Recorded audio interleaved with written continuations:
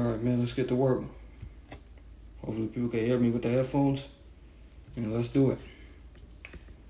Welcome back. Time to re-up. What's up, everybody? It's NY Harvey. Back again with a podcast. Now, we're going to cover all the wrestling stuff first before we get into some of the NBA joints and other content here. Now, let's get to tomorrow night. SmackDown. We have that. And what people were saying is, because Edge is faces Sheamus tomorrow night, what people are saying is this might be Edge's last match. That's what I've heard. And with the articles that I've researched and what people were saying, Dave Meltzer and the wrestling community, Edge's trainer is saying that because he's always wanted to retire in Toronto.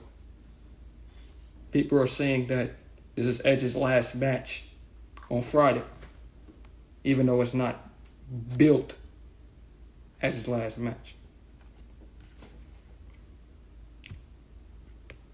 Now, one thing I've been told is this is his last match on his contract.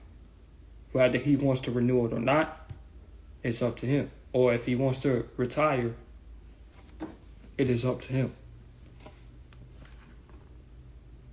Before I get into my thoughts on it, because he's always wanted to end his career in Toronto,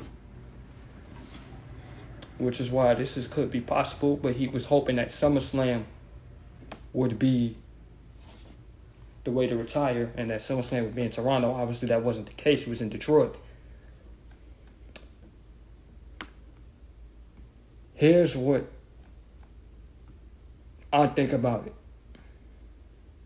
It is his last match on his current deal.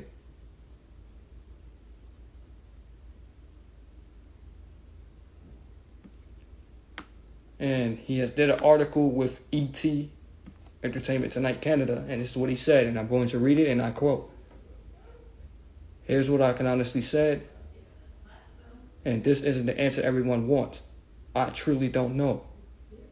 With 100% truth, I can't say I don't know. That's strange for me, but I don't. I really don't. I put some thought in it, but not a lot. This is the last match on my current deal, so I don't know. I honestly don't know. I probably won't know until I get to the locker room that night and decompress. All that anxiety and tension I never used to have before I perform, I have now. That's strange for me, and it makes it much harder to do this. I'm going to be 50 in October. It's not easy anymore. Before I used to take for granted to be able to do. This is a process and a falling out. This is a lot. It's a dream gig, but it's getting really hard." That is what he has said in the article. For what I think, he's just going to go through the match and then he will give it some thought and take it from there, is what I think about it. It's not being billed as his last match, but this could be a better way for him to go out than him retiring with the neck injury that he had in 2011 and then him working his way to come back to perform at a high level in which he's had a very solid second run. Me personally, Edge is in really good shape. I feel like he does have one or at least 1 or 2 more years left in him before retiring after. Obviously, he's not going to do 10 years again. That ain't going to happen. But I think he got a solid 1 to 2 more years left in him. But what I think is he's obviously going to decompress, go through the match, and then he will figure out what he wants to do next.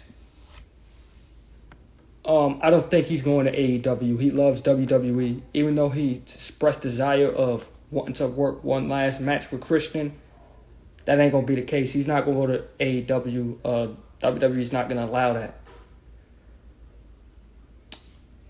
I think that he's going to have a conversation with Triple H, the head of creative, and the board of directors. Even though Triple H has been removed, Triple H is still head of creative. So I think Edge is going to have a talk with the board of directors and Triple H to see if he wants to re-up after he takes probably a small break.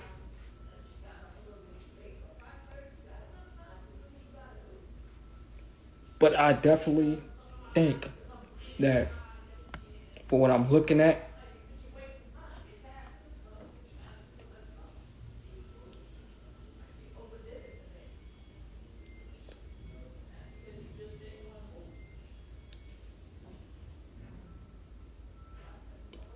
I think that once you have this conversation, there's a chance that he may re-up for like a good 1 to 2 more years. Obviously a part-time schedule, because he might have some more matches he want to do. Personally, I think something like WrestleMania would be a perfect way for a star power, a superstar like Edge to go out. Even though he started his career in his hometown, and a way for him to go out would be in his hometown in Toronto. That's how I look at it. So we got to see how he's going to see how it plays out tomorrow.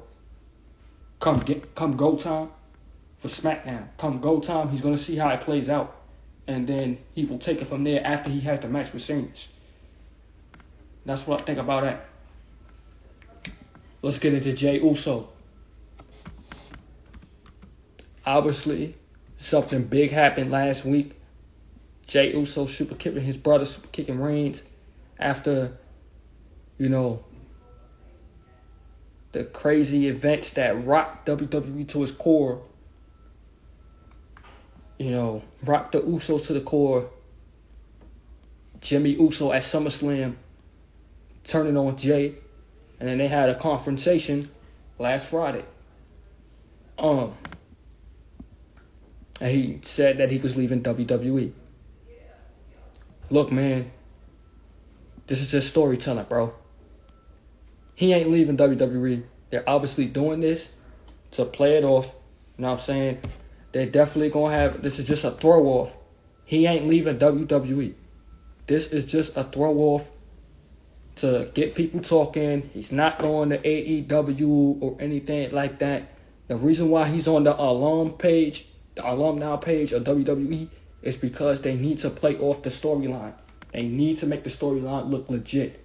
Otherwise, if he's still dead or he comes back quick, what's the point of even doing it or doing an angle where he leaves WWE?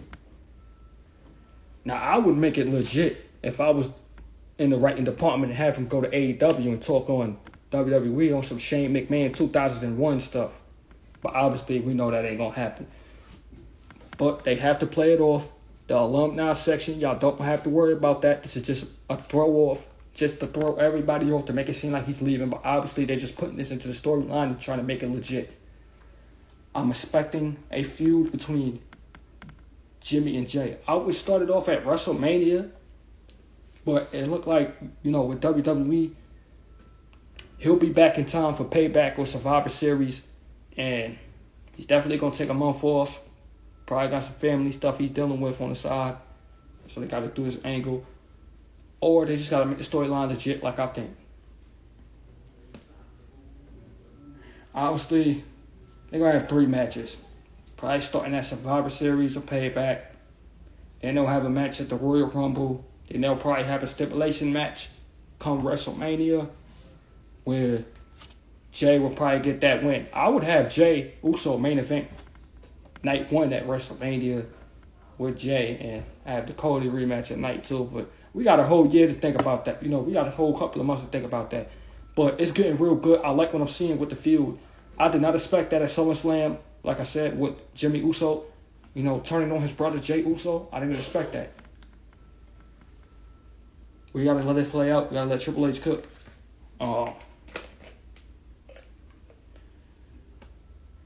It is very, very crazy and skeptical to see this, but People saying the Bloodline storyline is played out. Especially, we got Solo Sikoa we dealing with too. Obviously, we saw them button heads a bit at SummerSlam.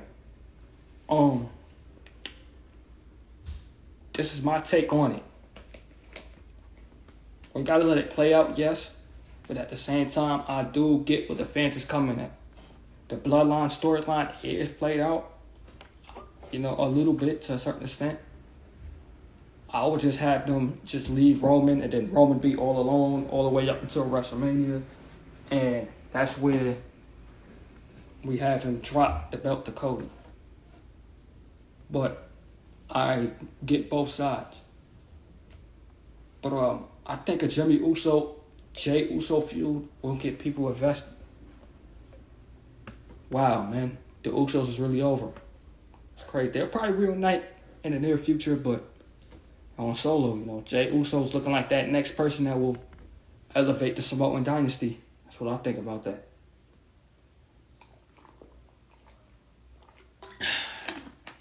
I'm not really going to talk about the women's division because the women's division, it needs a shakeup. It's trash. I didn't like what I see from the women's matches at all, at any type of level. I feel like Bianca Belair should have turned heel right after her match with Asuka. That's what I feel about that. That's what I think about that.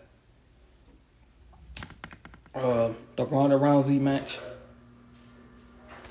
that was garbage. It was garbage. I didn't like that. I didn't like what I saw. The women's division just needs to shake up bad because it's like, what are we doing here with the women's division? And we having Charlotte. We're gonna give her another world title run. It looks like this is trash. Even though I like that. I forgot the Asian girl's name. Let me look her up. What's her name?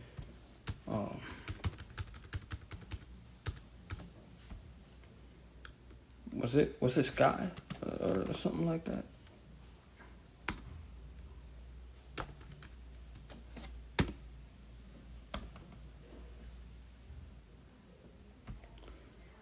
Oh, it was Sky. It was Idol Sky or something like that. I'm just gonna call it Sky. Yeah, Sky winning the title. That's a nice little fresh up, but I don't really got too much to say about that. People saying Bray Wyatt is expecting to come back soon. We'll see. All I gotta say about that, we'll see. Could he come back as the Fiend? I don't know. Come back as an old gimmick? I don't know. Like I said, we'll see with Bray Wyatt as he's dealing with an illness. A lot of people saying that's not the case. That it's him not liking creative.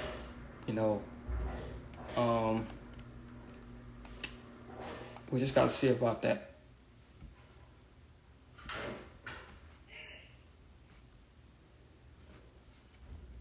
What I do want to cover before I wrap it up with the wrestling side is LA Knight. I like that LA Knight is getting a push. He's getting a pretty strong push. I feel like he should be in the main event scene right now. I feel like he should be the second world heavyweight champion. But obviously, I feel like Gunther is going to be the second world champion. The second world heavyweight champion. Because obviously that win is going to go to Cody Rhodes, whether people like it or not. I wouldn't mind LA Knight being the second world heavyweight champion, but it might go to Gunther. Hell, I wouldn't even mind him dethroning Roman Reigns. He's got that star power, but a feud with The Miz and Logan Paul, that's going to elevate him even more, especially after the Battle Royal victory at SummerSlam. WWE did him justice with that. They definitely did him justice. And I love it. I love it to see. I love it. They did it. They did him justice. He didn't get the Money in the Bank like people thought, but hey, it's all good. You know what I'm saying? I would have loved him to win the Money in the Bank, but he got his win back at SummerSlam. Big pay-per-view. So I love that. And now he's in a feud with a megastar like The Miz, and becoming calling himself a megastar. I love it. I love it. I love it. I love it to a T. I expect nothing but big things from LA Knight.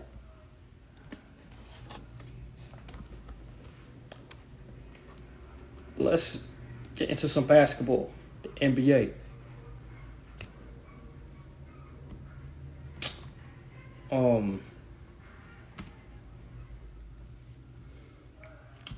Now we need to talk about James Harden. Let's get this out the way. Before we get into the in-season tournaments, and which I think is bizarre, by the way. And the schedule being released, 4 hours ago for the 2023-24 season. This is what I think about James Harden. And, I'm starting not to like his personality. I wasn't a big bandwagoner from Harden, nor was in love with his game. But I respected his game back during his Houston days and his prime years. I respected what he did with Brooklyn in a short amount of time. And I even respect what he was doing in Philly.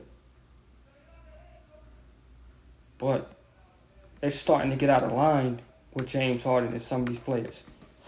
This is why the CBA is going to come together and talk about stuff like this. The NBA is not going to get that shortened 72-game season again because the CBA is going to come together and stuff like this, and players sitting out the season, waiting until they get traded and sitting out training camp, as we saw with Ben Simmons. James Harden most likely going to do that. He's already did it before to force his way out, and he's already did it with the Brooklyn Nets. Now he's doing it with Philly. This is his third time doing that. 3 straight seasons doing that. What are we doing here? I don't respect him doing that. I don't respect him doing that one bit. Him calling Daryl Morey a liar after everything he's done for you, and, getting all these pieces together for y'all to make a playoff run. Now, I get it. The playoff run this last season that just passed. I get it. He doesn't like it. I put some of the blame on Joel Embiid myself. Him wanting to chase the MVP, even though I wanted him to be MVP, but I wanted him to prove that he was an MVP talent. Obviously, Jokic did that, winning the championship. That's what I wanted with Embiid, and I blamed Embiid for some of the stuff that went down because he don't got Ben Simmons to blame for this one. This was on him. James Harden needs to hold some responsibility, too, for some of this. Because there were games in the playoffs, especially during that Boston series, where he underperformed to people's expectations. Now, I'm starting not to respect what James Harden is doing. Constantly forcing his way out just to get a bigger contract, or just because things don't get his way. Life doesn't work that way. It's either you show up and perform or you don't. You have to deal with it. You are a superstar and you're not acting like one. Harden needs to get it together. Otherwise, this situation is going to get worse before it gets better. He might even bring up the fat suit again, to be honest. I just got to be honest about it. That's what I got to say about that. His situation is very different than Damian Lillard. From what I've seen, Damian Lillard didn't underperform in areas that James Harden did. And even if he did, nowhere near as bad as certain situations. I get it, Harden is past his prime, but he's still an elite talent. He's still a superstar. He's not Houston Harden, but he's still pretty productive. He should get a contract, but he's got to earn it too. Doing stuff like this, going to social media and going to China to promote your shoe and calling Daryl Morey a liar after everything going on, after everything he did for you, that don't make sense. Hey, I'm not an organization person. Please take everything I say with a great grain of salt. But I'm not really. I don't respect certain situations that James Harden does. He talked about going to China rather than trying to run it back with your team, trying to see if you're gonna win a championship again. Nah, man, you're trying to force your way out like you did with Houston and Brooklyn. Come on, man. That's messed up now, bro. This about to be your third team. You about to force your way out. Come on, man. We got to get this together, bro. Like, that's why I don't really like it.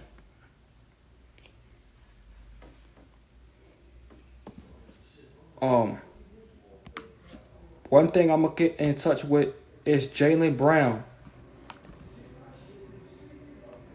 getting that contract extension.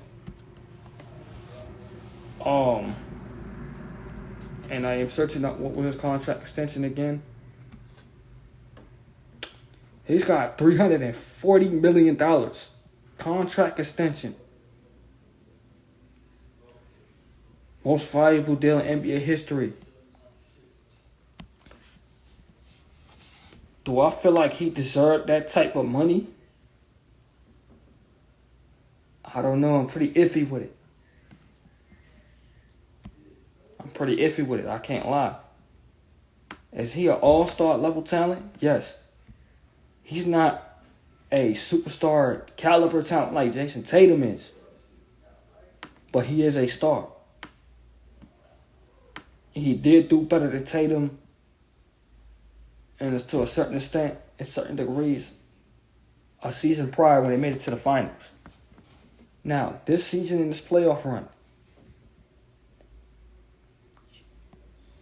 especially during his last game, scoring 16 points, 7 for 23 field goal shooting, 1 for 7 for three-pointer, and the goal line with 4 rebounds and 3 assists in 38 minutes, that was unacceptable. He underperformed in certain games in the playoffs. Now, he could have got away with it if Tatum never hurt his ankle. But then again, we can't even use that as an excuse. Because we can't use that as an excuse because we don't use that for Giannis and Butler and other players. So I'm just going to take it with a grain of salt and say that they should have closed it out against Miami. But, hey, it is what it is.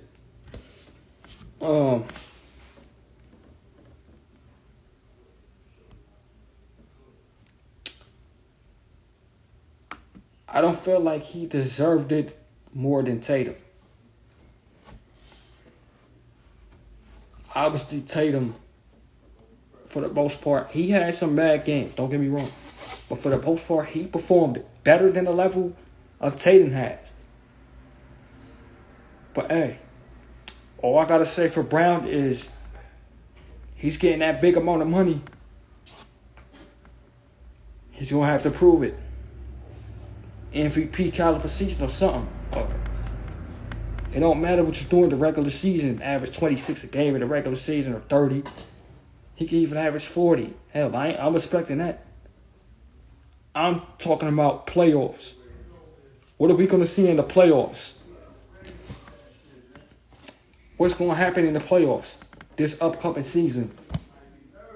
He's got to prove that he deserved that money in the playoffs. That's what I have to say about that. Let's go with the Suns. Obviously, the Suns, this past season did not play up to the expectations. Obviously, they signed Bradley Beal, and they did sign some pieces to help them out to get them some more depth. One of the best shooters in the league in Yuri Ominati. They signed Bol. Big fan of his game. They signed a couple of shooters. Damian Lee being a great shooter. Eric Gordon being a great shooter. We know what Judah was doing on the Brooklyn Nets, being an elite level shooter. So I will say they have they do have a better depth than they did last year, especially with Bobo. He is going to thrive with the Phoenix Suns in a way that he thrived with the Orlando Magic. I just felt like when Markelle Fultz, which is I'm a big fan of his game and all these other guys, when they came back and doing their thing, his minutes did slow down. But he still had a pretty productive season, averaging almost 10 a game. And for the most part, he was showing that he was becoming a better defender and a better work ethic.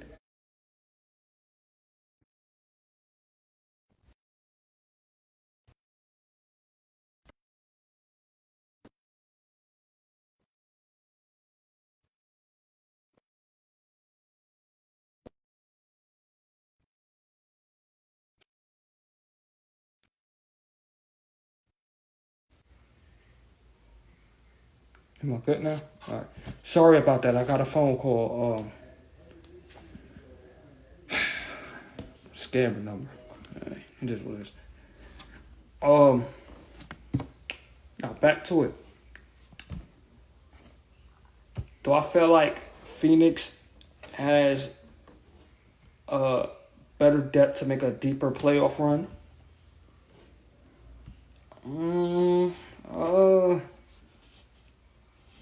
Yes, but at the same time, I no.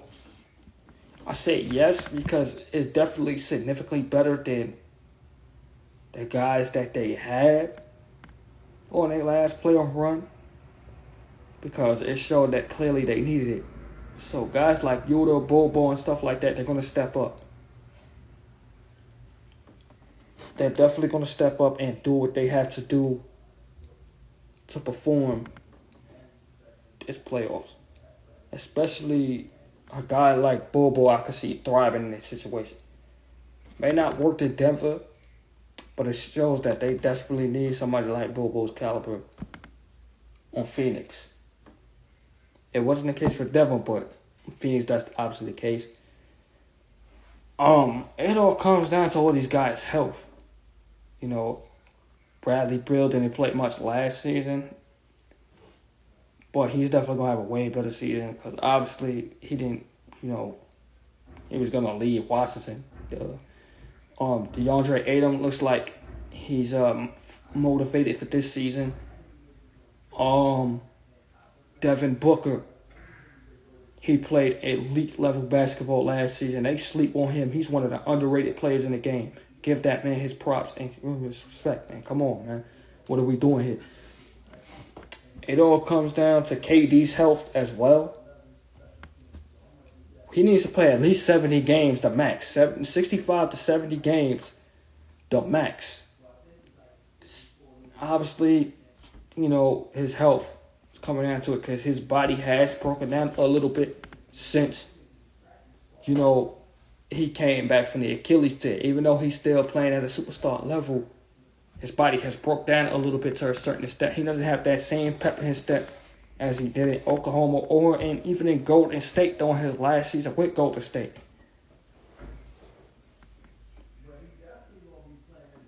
Now, I'm definitely expecting a more deeper playoff run with the new team that they got. So I'm expecting that. Well, at the same time, I'm expecting Phoenix to make some more changes at the deadline. I'm definitely expecting that for sure, to get some more pieces. So some of these guys that they did sign, probably going to move them at the trade deadline to get better pieces so they can make a full-fledged, deeper playoff run. Bradley Beal being the star point guard. I feel like they should have got a star caliber point guard at free agency, but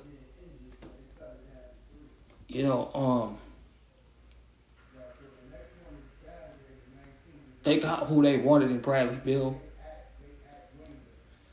So I'm expecting to make some moves at the deadline, but deeper playoff run, I'm definitely expecting it. Now NBA Finals, only time will tell. We just got to see how the season plays out. But I'm definitely expecting KD's health to be a lot more better this year because now he's got some talent that's going to help him out with the load. I gotta say about that. Now let's get into the Damian Lillard situation because I know a lot of people has requested me talking about it. In regards to Damian Lillard and his situation, they're still continuing talks. He's made it clear that he wants to go to Miami. He doesn't want to go to any other team. I don't think he's going to sit out training camp. I think he's going to play through it. I don't see him pulling a Ben Simmons or something like that. Even if he sits out, I think he's going to sit out a little bit. But obviously he's respected in the league. Honestly, the league is just making it a mission, to punish guys because of the stuff that's happened in the past. So, like I said, the CBA is going to come together and talk about stuff like this, but I don't think Dame should take the blame for it because it's not his fault. Guys like Harden and Ben Simmons and stuff like that, that's their fault. Dame is much respected. He put in his years of work. People saying Blazers continue to show no interest in trading Damian Lillard to the Heat.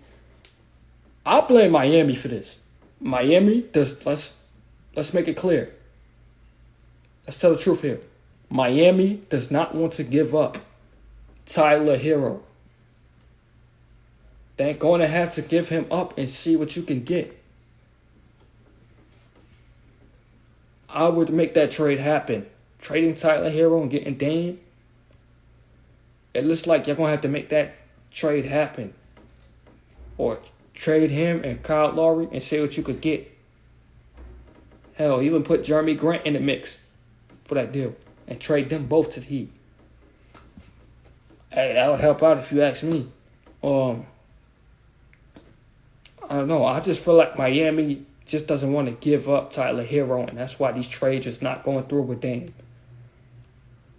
But it looks like they're going to have to put Tyler Hero in that trade request because otherwise it's going to be the same thing and nothing is going to give. That's what I have to say about that.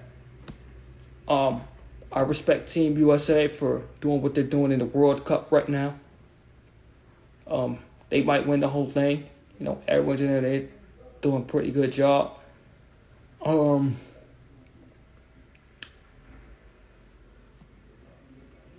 My concern is the Olympics, and we'll get into that another time.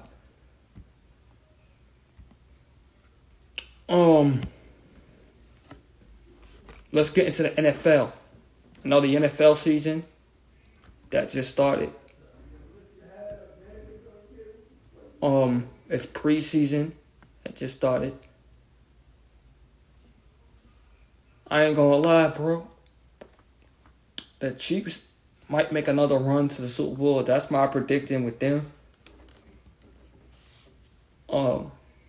My family is a Jets fan. I ain't gonna lie. I'm back being a Jets. I can't even front. Because Aaron Rodgers, Jets. Like I said, I got to see how Aaron Rodgers is going to be. He looks freshly motivated. I've been watching training camp videos. It looks like he's freshly motivated for this season. Like, I've been covering this on a podcast earlier in the year. He been wanting to leave Green Bay and join another team. I thought he was going to come to Vegas and play with the Raiders. That probably would have gave me a reason to go to Allegiant Stadium, to be honest, but I'm just playing. But,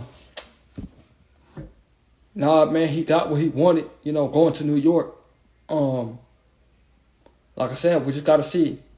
I'm expecting the Jets for sure, having a better record. I feel like they should have made more moves in free agency. But, Jets, Aaron Rodgers being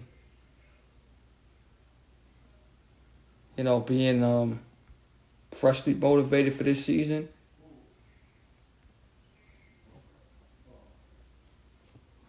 We just have to see. But I'm definitely expecting him to have a better run than last season. Now, as I covered on the podcast that I was on with Emmanuel on YouTube a month ago, I said he does have a lot to prove, given what he was saying during the season about how he didn't want to be there and, wanting to prove on another team that he wants a real chance to win a Super Bowl. Let's see how you do in New York. I've watched some preseason games, and I watched the feedback from what they were saying about the Jets. And they're saying that the offensive line looks very brutal. And they're having problems with the line. And, I say that, even though it's the preseason, they still have a lot of work to do. Do I think they will have a better record? Yes. But I have to see something during the season when it starts to see how this is going to go down. All I got to say is they've been talking. They talk now. Now they got to prove it now that the season is starting. I will do some more predictions another time when it comes to it. But like I said, the standings, especially the moves that has been made with these football teams. If y'all want a prediction video, a prediction of what I think this season, let me know in the comments.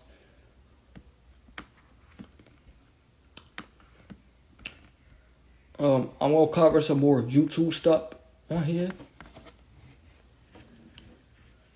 I might come back on to do a video, but this is what I wanted to cover on the podcast because I know it's been a minute since I did that on the podcast. I want to cover some of the stuff. I know we had that Jake Paul fight that just happened. Jake Paul winning. I don't have nothing much to say about it. What I will say is he definitely bounced back from the Tommy Fury loss. I'm expecting a rematch between those two guys, but I will get into it more.